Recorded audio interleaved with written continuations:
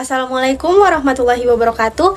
Halo semuanya, perkenalkan nama saya Husnul Khatimah Abdan dengan NIM G701240119 dari kelas A Praktikan Praktikum Analisis Farmasi. Pada pembuatan video kali ini, saya ingin memenuhi tugas pendahuluan percobaan 5 yang berjudul Metode Analisis pada Uji Linearitas dan Rentang untuk Senyawa Parasetamol menggunakan Spektrofotometri UV Vis. Nah, jadi langsung saja pada poin yang pertama, apa yang dimaksud dengan uji linearitas dan rentang dalam uji validasi.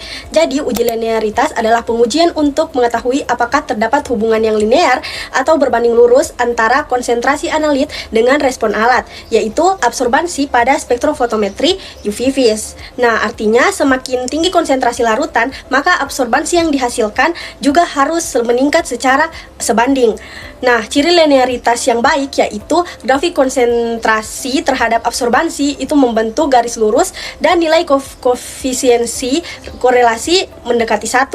Nah, sedangkan uji rentang adalah penentuan batas konsentrasi terendah sampai tertinggi, di mana metode masih memberikan hasil yang akurat, presisi, dan linear.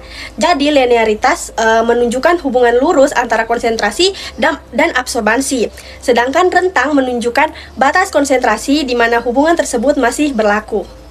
Nah, kemudian jelaskan hubungan hukum Lambert-Beer dan kaitannya dengan percobaan ini. Nah, jadi hukum Lambert-Beer merupakan dasar penting dalam analisis kuantitatif menggunakan spektrofotometri UV Vis. Hukum ini menyatakan bahwa absorbansi suatu larutan berbanding lurus dengan konsentrasi zat yang menyerap cahaya.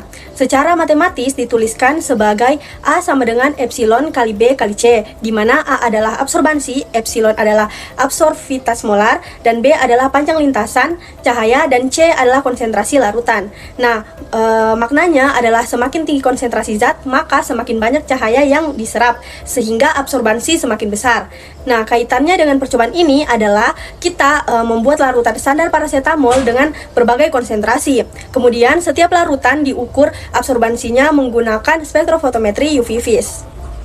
Nah, setelah itu dibuat kurva kalibrasi antara konsentrasi dan absorbansi.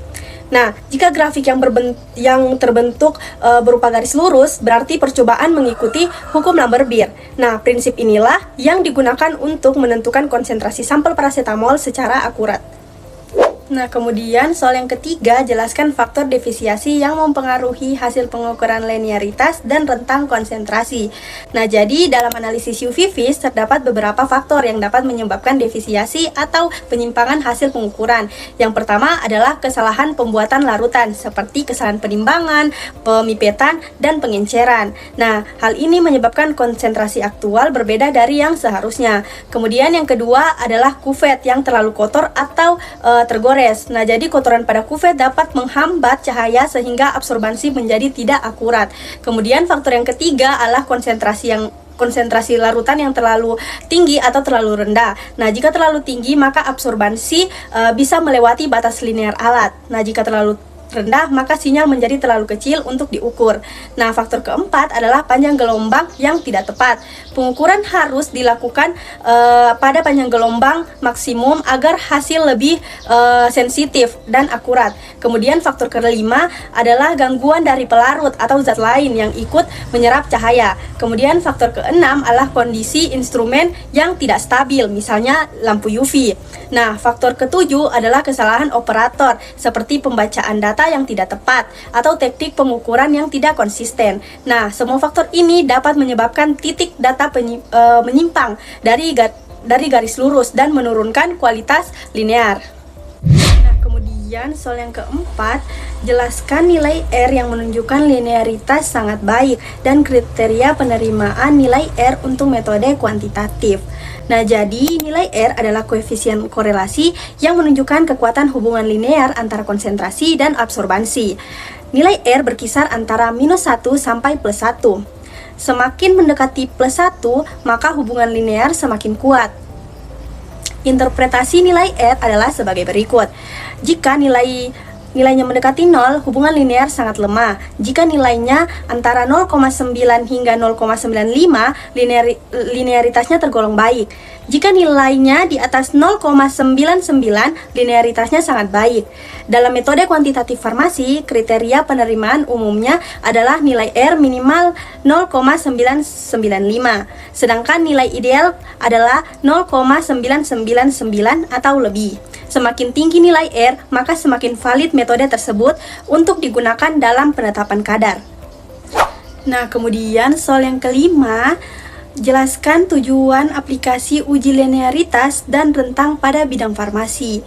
Jadi, uji linearitas dan rentang memiliki peran yang sangat penting dalam bidang farmasi.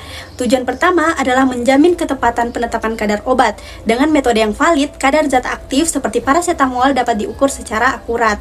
Tujuan yang kedua adalah untuk menjamin mutu obat. Metode yang linear memastikan bahwa kualitas obat konsisten pada setiap batch produksi. Kemudian tujuan yang ketiga adalah digunakan sebagai quality control atau pengawasan mutu. Pengujian dilakukan pada bahan baku, produk antara, dan produk jadi. Tujuan keempat adalah memenuhi persyaratan regulasi. Metode merupakan syarat yang ditetapkan oleh lembaga dari BPOM. Tujuan kelima adalah menghindari kesalahan hasil analisis. Jika metode tidak valid, hasil pengukuran bisa salah dan dapat mempengaruhi keamanan pasien. Kemudian, tujuan keenam adalah mendukung pengembangan metode analisis yang valid dan andal. Nah, demikian metode analisis dapat digunakan secara rutin di laboratorium farmasi. Cukup sekian dari saya, kurang dan lebihnya mohon dimaafkan. Saya akhiri, Assalamualaikum warahmatullahi wabarakatuh.